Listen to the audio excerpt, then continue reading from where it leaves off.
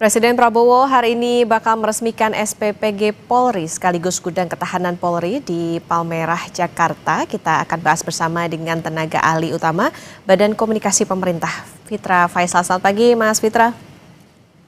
Selamat pagi. Mas Fitra, menarik tadi Menkyu bilang jangan protes karena MBG jadi salah satu pilar pertumbuhan ekonomi. Detailnya ini penjelasannya seperti apa, Mas Fitra? Ya, secara filosofis, apa yang dilakukan pemerintah ini adalah berdasarkan pada prinsip trilogi pembangunan, yaitu pertumbuhan ekonomi, yang kedua adalah pemerataan ya, hasil-hasil ekonomi, dan yang ketiga adalah stabilitas. Nah, ini adalah konsep yang sebenarnya sudah melekat ya kepada bangsa ini semenjak zamannya Prof. Sumitro dulu. Nah, dalam konteks ini, maka kita akan melihat bahwa aspek jangka pendek, menengah, dan panjang ini akan tercipta ya dengan program prioritas pemerintah, salah satunya MBG. Nah, kalau kita khusus kepada MBG, kajian dari World Food Program dan juga Rockefeller Cross Country Analysis, hasilnya menyajikan bahwa setiap $1 yang diinvestasikan kepada sumber daya manusia, dalam hal ini juga makan bergizi gratis, itu akan bisa menghasilkan tambahan nilai ekonomi antara $5 sampai $35. Jadi bisa 5 kali lipat atau bahkan bisa 20-30 kali lipatnya begitu, Mbak. Jadi dalam konteks ini itu adalah landasan filosofis dan juga empirisnya. Dan bagaimana yang terjadi di Indonesia, apakah sesuai dengan kaidah itu? Nah, kalau kita melihat ya, sepanjang tahun 2025 misalnya ya, dan bahkan ada pengumuman BPS kemarin bahwa sudah tercipta 147,91 juta tenaga kerja ya, pekerja yang masuk ya ke lingkar inti ekonomi, yang merupakan tambahan ya 1,371 juta itu adalah penambahan gitu ya, ada tambahan tenaga kerja dari periode pencatatan sebelumnya. Dan dari 1,371 juta itu di kuartal keempat saja itu bisa menghasilkan 0,381 juta orang, artinya 380.000 orang ya masuk ke akomodasi makanan dan minuman. Artinya apa? Dalam hal ini berarti ya program-program prioritas pemerintah termasuk di dalamnya MBG itu menghasilkan pertama ya hasil penyerapan tenaga kerja ya di jangka pendek. Yang kedua juga kalau kita melihat angka pertumbuhan ekonomi ya yang 5,39% di kuartal keempat dan 5,11% di whole year, ini juga mencerminkan kaidah-kaidah tersebut. Karena kalau kita breakdown, yang pertama, kalau di kuartal keempat saja, itu PMTB, yang Gross Fixed Capital Formation, tumbuh 6,12%. Itu sejalan dengan meningkatnya ya investasi, terutama di salah satunya adalah di SPPG. Sehingga dalam hal itu dikelompokkan dalam konteks belanja modal.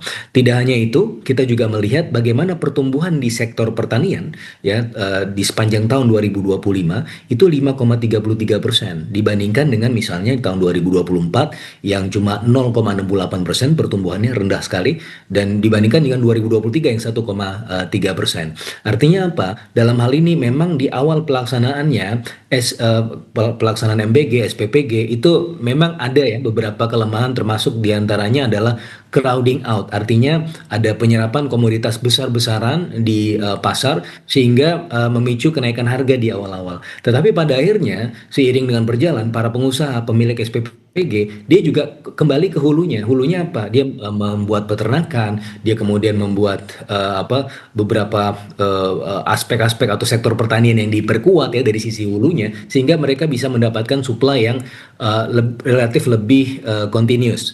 Nah, dalam hal ini itu sejalan dengan tren juga meningkatnya dari sektor pertanian 5,33%. Dan kalau kita melihat dari sisi angka pengangguran yang 4,74% di pencatatan terakhir BPS, itu kalau kita lihat terutama di sektor pertanian ya, pengangguran di sektor pertanian cuma 3,31% ya. Jadi bahkan lebih rendah dibandingkan dengan angka pengangguran nasional. Artinya apa? Ketika kita bicara mengenai MBG, tidak hanya bicara mengenai bagaimana kita membeli jangka menengah panjang melalui ya anak-anak kita ya, karena memang dari hasil kajiannya ketika anak-anak anak-anak ini dikasih makan ya itu akan berpotensi untuk meningkatkan angka partisipasi sekolah, kemudian nilai-nilainya dan sehingga pada akhirnya kalau kita panjangkan trajektorinya sampai horizonnya di jangka panjang itu akan mampu untuk mendapatkan pendidikan yang lebih tinggi lagi dan ini pada akhirnya akan memberikan positive signaling effect kepada job market dan pada akhirnya mereka akan terserap tenaga kerja menjadi tenaga kerja tapi tenaga kerja yang bukan tenaga kerja yang biasa tapi tenaga kerja yang berkualitas karena memang sudah diintervensi semenjak dini. Itu jangka menengah panjangnya. Tapi ternyata di jangka pendeknya kita juga bisa melihat ya bukti-bukti ya bahwa ada penyerapan tenaga kerja, kemudian ada efek pertumbuhan ekonomi dan seterusnya. Dan apalagi kalau kita lihat ya terutama yang mencorong kan tentunya performa di kuartal keempat ya. Di kuartal keempat ini 5,39% itu adalah pencapaian yang sangat signifikan karena juga didorong oleh beberapa aspek yang saya sebutkan tadi. Dari sisi daya belinya, pertumbuhan dari sisi konsumsi itu 5,11%, itu di atas rata-rata. Jarang sekali pertumbuhan konsumsi itu di atas 5% dan kemarin kuartal keempat karena memang sejalan dengan tren spending untuk membuat SPPG dan juga untuk menggiatkan MBG itu sejalan dengan itu artinya dari sisi konsumsi oke. Dari sisi investasi ya bagaimana angka PMTB itu juga oke, sejalan juga dengan penambahan likuiditas dari pemerintah ya dari yang sebelumnya ditaruh di Bank Indonesia kemudian dimasukkan ke sistem 200 triliun rupiah. Artinya apa yang disampaikan oleh Pak Purbaya tadi adalah this is working ya. Memang masih ada kekurangan, tetapi ya kita lihat trajektorinya ternyata trajektori yang lumayan positif begitu. Ya, oke. Tadi ada penyerapan tenaga kerja, kemudian berkontribusi terhadap pertumbuhan ekonomi, termasuk tadi yang menarik adalah soal bagaimana pertumbuhan di sektor pertanian. Nah, ini soal ini, Mas Mitra, kalau dirancangnya kan ini berbasis bahan baku lokal. Kalau tadi Jurnalis Kompasifik Claudia Carla mengatakan kalau di SPPG yang akan baru diresmikan ini ada ekosistem begitu di situ. Jadi memang bahan pangannya diproses di situ sampai nanti didistribusikan ke penerima manfaat. Sebetulnya seberapa besar dampak MBG terhadap petani, peternak, UMKM pangan? Apakah 1 tahun terakhir ini pelaksanaan MBG ini sudah terlihat dampak signifikan ke sektor penyuplai bahannya itu? Ya, tentunya ini masih banyak kelemahan ya. Kita tentunya belum masih jauh dari sempurna dan belum puas ya. Karena kita akan melihat nanti ada proses continuous improvement. Tapi setidaknya dari sisi pencapaian-pencapaian dari sisi angka-angka ya, kalau kita lihat dari sisi nilai tukar petani itu di atas 110, 120. Nah, ini ada peningkatan ya dari sisi kesejahteraan petani. Dari sisi pelibatan UMKM ya, itu juga ada peningkatan. Dari sisi kepercayaan konsumen kita juga bisa melihat bagaimana kemarin angka kepercayaan konsumen menyentuh 127 ya, salah satu yang tertinggi ya dalam beberapa tahun terakhir. Itu artinya apa? Dari sisi demand, konsumen juga punya keyakinan cukup baik ya terhadap potensi ekonomi ke depan. Nah, ini angka-angka ini memang mencerminkan secara trajektorinya ini MBG dan juga pembuatan SPPG dan seterusnya itu membuat potensi ekonomi daerah lokal itu bisa meningkat.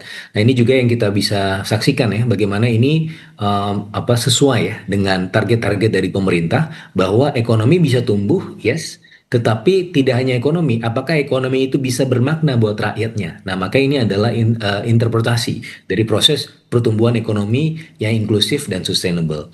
Nah, juga tidak kalah pentingnya adalah kalau kita melihat ya dari struktur pengeluaran middle class secara umum.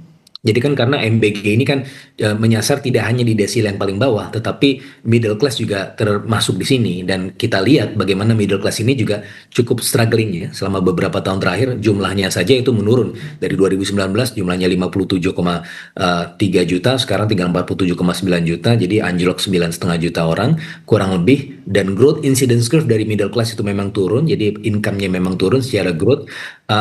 Tapi mereka tidak dapat bansos misalnya, karena mereka tidak miskin. Dan mereka juga tidak kaya. Jadi orang yang di tengah-tengah ini mereka cukup terjepit. Nah, ternyata ya MBG ini juga bisa memberikan efek mengurangi beban dari middle class. Kenapa? Karena gini, middle class itu salah satu kelompok pengeluaran atau bahkan kelompok pengeluaran yang paling besar adalah untuk makanan, 41,7% data BPS.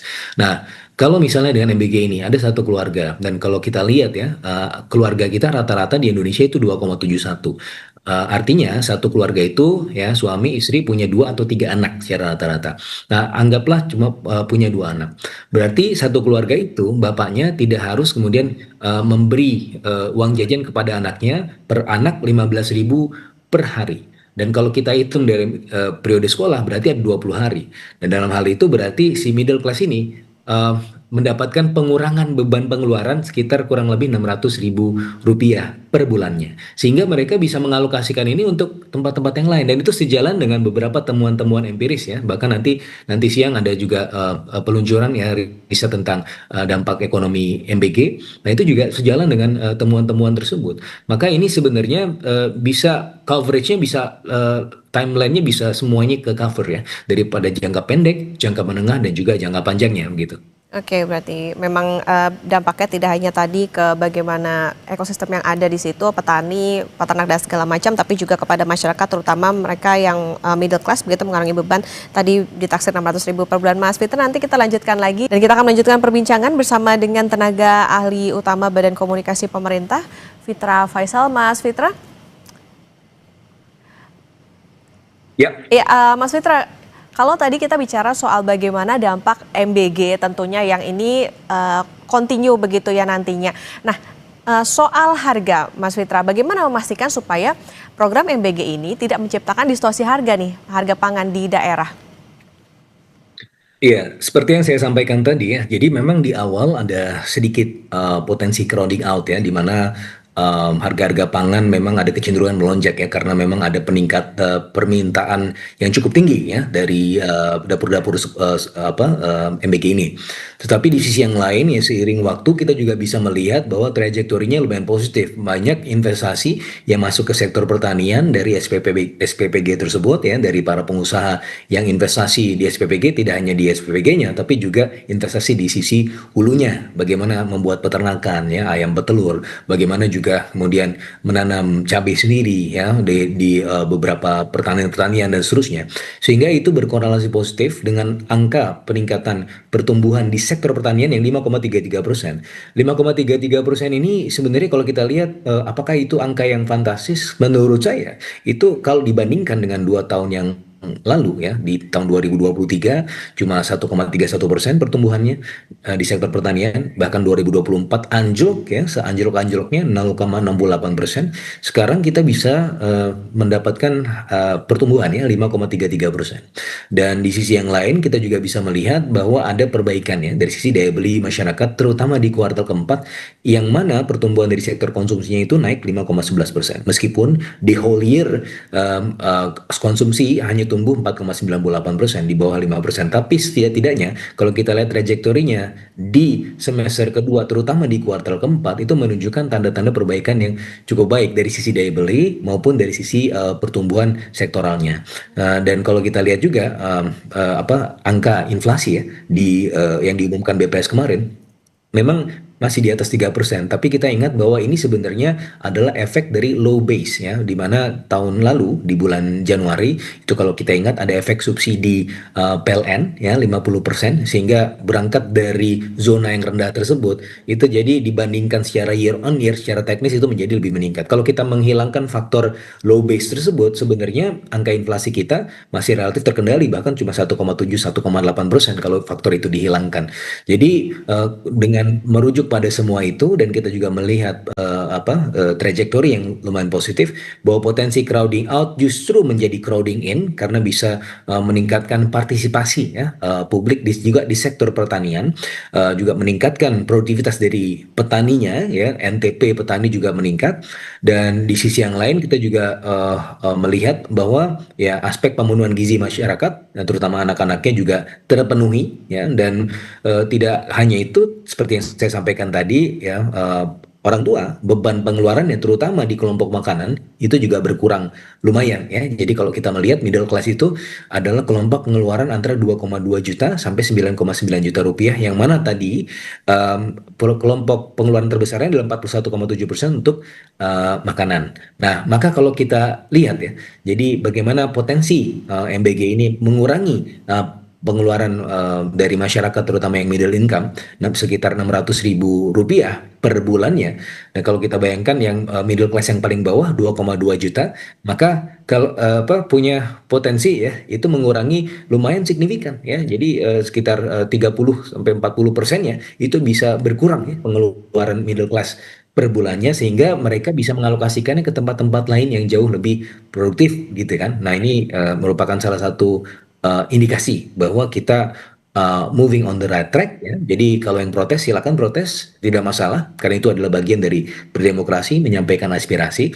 Tapi juga kita bisa ngelihat bahwa ya kalaupun kritik ya kritik yang juga kemudian bisa melihat ya secara fakta empiris bahwa ini we are going on the right track. Dan oleh karenanya saya melihat bahwa ini kita butuh juga ada kolaborasi ya dengan para analis, dengan para ekonom dan juga para peneliti juga untuk memindai kekurangan-kekurangannya di mana sembari untuk melakukan upaya-upaya perbaikan di masa depan begitu Mbak. Oke, tentunya kritik dan juga masukan ini juga menjadi penting sebagai bentuk kolaborasi tadi untuk perbaikan dan juga harapannya MBG ini bisa merata dan juga bisa memenuhi kebutuhan gizi bagi masyarakat. Mas Fitra, nanti kita lanjutkan kembali dan saudara tetap bersama kami di Breaking News Kompas TV. Kembali di Breaking News Kompas TV, saudara, dan kita akan langsung melanjutkan perbincangan bersama dengan Fitra Faisal, tenaga ahli utama Badan Komunikasi Pemerintah. Mas Fitra, kita lanjutkan kembali. Kalau tadi Mas Fitra sempat mention soal beberapa dampak sebetulnya dari MBG, termasuk juga tadi soal pertumbuhan ekonomi, kemudian pertumbuhan di sektor pertanian dan lain-lain. Yang jadi pertanyaan juga soal mengukur dampak ekonominya Mas Fitra, kebermanfaatan MBG. Apakah ini ngukurnya dari penurunan stunting kah, peningkatan partisipasi sekolah, atau ada indikator lain seperti sebetulnya Mas Fitra? Ya, sebenarnya kombinasi semua itu ya. Jadi kalau kita merujuk pada studinya dari World Food Program dan juga Rockefeller, bahwa intervensi di program makan bergizi gratis itu, setiap $1 investasi di situ akan bisa menghasilkan keuntungan ekonomi antara 5 sampai 35 US dollar. Nah, dalam time frame-nya tentunya jangka menengah panjang. Dan kalau dalam studinya tersebut, maka Rockefeller itu sebenarnya melihat ya beberapa variabel sekaligus. Yang pertama tingkat partisipasi sekolah, kemudian ada tingkat kehadiran dan kemudian tingkat putus sekolah yang menurun, angka-angka pendidikan meningkat, dan konteks yang jangka menengah panjangnya itu bisa kelihatan juga bagaimana positive signaling effect ke job market dengan semakin meningkatnya tenaga kerja yang berkualitas ya, dan tentunya di jangka pendek juga ada hasil-hasil ekonominya. Tetapi dalam beberapa studi yang berkembang di Indonesia sebenarnya juga masih ini ya masih variatif ya. Jadi kalau kita bicara model dampak ekonomi yang beberapa kali pernah dilakukan, salah satunya oleh Dewan Ekonomi Nasional, adalah model-model yang berdasarkan prinsip general equilibrium, artinya ex ante. Ex ante itu artinya ya kita menaksir ya berapa sih investasi di sini dampaknya terhadap ekonomi secara umum, tanpa kemudian memperhatikan variabel-variabel yang saya sebutkan tadi, cuma khusus ekonomi.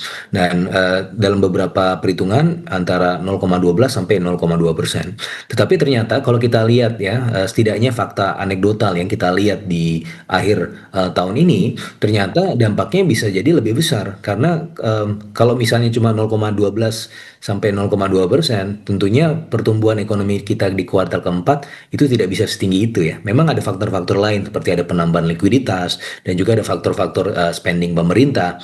Tapi di sisi yang lain tidak dapat dipungkiri bahwa banyak juga atau setidaknya beberapa ya dari analis, bukan hanya analis lokal, bahwa juga analis asing yang tempat saya diskusi ya, dari satu kutipan yang saya dapatkan dari Ekonom Citigroup misalnya, dia menaksir bahwa kuartal keempat ini yang kemarin ya 2025 sebelum diumumkan oleh BPS itu pertumbuhan ekonominya 5,3% year on year. Realisasinya memang lebih besar 5,39%. Ketika saya tanya kenapa Anda bisa yakin pertumbuhan ekonomi kita bisa 5,3% di kuartal keempat, padahal konsensus ekonom cuma 5,1%. Nah, jawabannya adalah di program prioritas pemerintah, salah satunya MBG. Maka dalam hal ini MBG juga memberikan faktor yang ternyata bisa jauh lebih tinggi daripada efek statis yang tadi saya sampaikan gitu. Nah, maka kita akan melihat nih di tahun ini kan karena sudah setahun berjalan, maka kita bisa melihat dampaknya secara expose ya. Jadi selama setahun kita lihat ukur dampak impact evaluationnya seperti apa, dan itu sudah bisa mulai dikerjakan mengerjakan ya, beberapa lembaga-lembaga yang terkemuka itu sudah mengerjakan ya. Bahkan nanti siang ini ada satu lembaga ya dari yang afiliasinya ke salah satu kampus besar itu juga akan melampirkan atau menyampaikan ya hasil temuannya terhadap MBG ini selama setahun terakhir. Dan saya rasa akan ada banyak lembaga-lembaga lain yang juga akan menilai ya bagaimana MBG ini ya setidaknya dari sisi dampak ekonominya. Dan itu akan kita tunggu ya. Tapi dalam konteks itu secara anekdotal saya sebagai ekonom juga melihat bahwa ternyata bisa jadi dampaknya lebih besar daripada hitung-hitungan di awal gitu Mbak. Oke. Nah, Mas Fitra, 1 tahun berjalan, apa sebetulnya tantangan tata kelola terbesar agar MBG ini bisa efektif dan juga tidak bocor? Ya, itu tadi. Jadi hitungannya adalah seperti yang tadi disampaikan tata kelola ya. Jadi tata kelola ini menjadi sangat penting ya, karena ketika terjadi pembenahan tata kelola, maka kebocoran itu bisa diantisipasi dengan segera ya. Jadi seiring waktu berjalan, pembenahan SOP dan seterusnya itu terus dilakukan ya, menjadi lebih baik dibandingkan dengan sebelumnya. Ada kalau dalam prinsip Jepang itu namanya Kaizen. Kaizen itu continuous improvement. Nah, itu juga sudah dijalankan. Memang tidak menutup kemungkinan masih ada kebocoran-kebocoran, tapi ya pada akhirnya entah itu kebocoran dari sisi anggaran maupun kebocoran dari sisi kesehatan ya, sebagaimana yang kita lihat kemarin ada beberapa kasus keracunan itu ke depannya akan harusnya menjadi zero ya. Jadi kita melihat bahwa akan ada zero tolerance terhadap potensi-potensi kebocoran tersebut. Yang ada adalah kita melihat bahwa memang masih belum sempurna, tapi kita mengarah kepada perbaikan-perbaikan yang berkesinambungan itu harapannya. Oke, ada evaluasi rutin tentunya untuk nanti perbaikan ke depan. Mas Fitra, tapi sebetulnya MBG ini ke depan, apakah sifatnya lebih tepatnya universal atau justru berbasis target untuk kelompok rentan? Jadi begini, memang kalau kita lihat ya, kalau untuk seperti yang saya sampaikan tadi, untuk yang kelompok rentan desil 1, desil 2 itu sudah masuk ke DTSEN ya, sudah ada proses intervensinya. Sehingga kalau kita lihat ya, growth incidence curve untuk kelas menengah paling bawah itu sudah tertangani. Kalau kita lihat growth incidence curve-nya justru positif. Begitu juga dengan orang kaya yang tentunya tidak perlu diintervensi. Tapi yang di middle ini, yang middle class itu, yang jumlahnya sekarang 47 juta lebih, dan bahkan kalau kita masukkan aspiring middle class itu jumlahnya bisa 160 sampai 170 juta orang. Nah, maka ini menjadi target utamanya ya. Mereka kan tidak dapat bansos, tapi mereka juga bukan orang kaya. Bagaimana cara menanganinya? Nah, beberapa negara yang masuk ke dalam konteks atau kaidah welfare state, mereka bisa menerapkan universal basic income ya, dan bahkan bisa ada unemployment insurance ya, orang yang menganggur dibayar dan seterusnya. Tetapi untuk negara-negara berkembang, karena memang secara kapasitas fiskal kita belum se-advance negara-negara welfare state tersebut, di mana kaidah negara welfare state itu adalah ketika tax rate-nya yaitu sudah 30-an tax ratio-nya itu sudah 20 sampai 30% bahkan ya. Itu mereka bisa melakukan itu karena dari sumber revenue-nya itu berkesinambungan.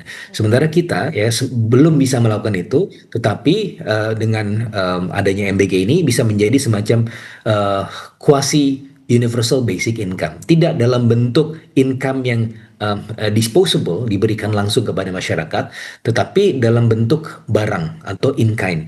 Nah, ini sebenarnya secara empiris jauh lebih tepat ya dilakukan oleh negara-negara berkembang. Kenapa? Karena selain dari sisi fiskalnya yang terbatas, tapi di sisi yang lain kita juga bisa melihat adalah kecenderungan di negara-negara berkembang kalau dikasih cash langsung itu kemungkinan biasnya atau kemungkinan tidak digunakan untuk hal-hal yang pokok itu sangat besar, sehingga ketika kita kasih produk ini akan langsung gitu ya fokus intervensi yang ke sana. Dan tidak hanya itu, tentunya yang paling penting dari semua itu MBG adalah buat siapa? Buat anak-anaknya. Maka kita mencoba untuk membeli masa depan dengan investasi besar di sumber daya manusia, terutama anak-anak usia dini, begitu Mbak. Oke, Mas Fitra, kalau dalam konteks pelambatan ekonomi global yang kita tahu saat ini, apakah bisa dikatakan program MBG ini bisa jadi bantal atau shock absorber domestik? Kemudian juga untuk targetnya ke depan, seberapa banyak Mas Fitra mungkin per tahun menambah SPPGK atau menambah penerimaan manfaat dan lain sebagainya, seperti apa Mas Fitra?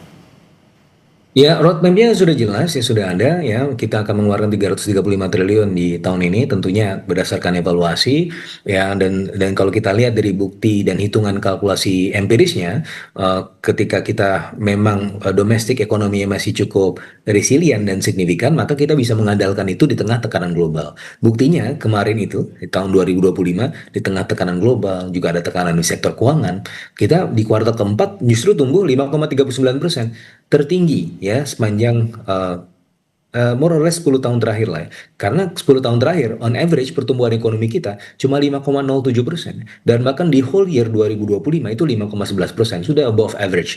Nah, maka dari sini kita sudah melihat bahwa ekonomi kita cukup resilient di tengah tekanan global, dan ya kita beruntung ya kita punya domestik ekonomi yang cukup besar. Tapi isi yang lain tentunya itu saya tidak cukup ya. Makanya kalau dalam masa kita tidak hanya fokus ke investasi sumber daya manusia yang membeli jangka menengah panjang, juga fokus kepada konsumsi masyarakat. Bukan hanya itu, karena kita juga punya PR yang lain, yaitu industrialisasi. Dan dengan industrialisasi itu, supply side intervention bisa menjaga pertumbuhan ekonomi kita ke depan. Nah, makanya ada beberapa shovel ready project dari Danantara yang bisa berlangsung di tahun ini, menciptakan tenaga kerja, menciptakan pertumbuhan ekonomi, dan tidak kalah pentingnya memperkaya ekosistem. Salah satunya memperkaya ekosistem MBG juga, karena kalau kita lihat ada beberapa rencananya, salah satunya adalah membangun poultry ya, membangun peternakan ya, BUMN di sektor peternakan. Untuk apa? Untuk memperkaya ekosistem makan bergizi gratis ini, supaya dia menjadi komplit ekosistem yang berkesinambungan begitu, Mbak. Oke, ini tentunya berbagai program prioritas pemerintah termasuk MBG dikatakan bisa sebagai peredam tekanan global di domestik, terbukti dengan bagaimana pertumbuhan ekonomi. Tentunya nanti bagaimana evaluasi berjalan, tidak hanya soal menambah berapa jumlah SPPG, tapi juga bagaimana evaluasi untuk distribusi ke masyarakat ataupun juga penerima manfaat, ini juga sangat penting. Terima kasih tenaga ahli utama Badan Komunikasi Pemerintah Mas Fitra Faisal sudah bersama di Breaking News Kompas TV. Salam.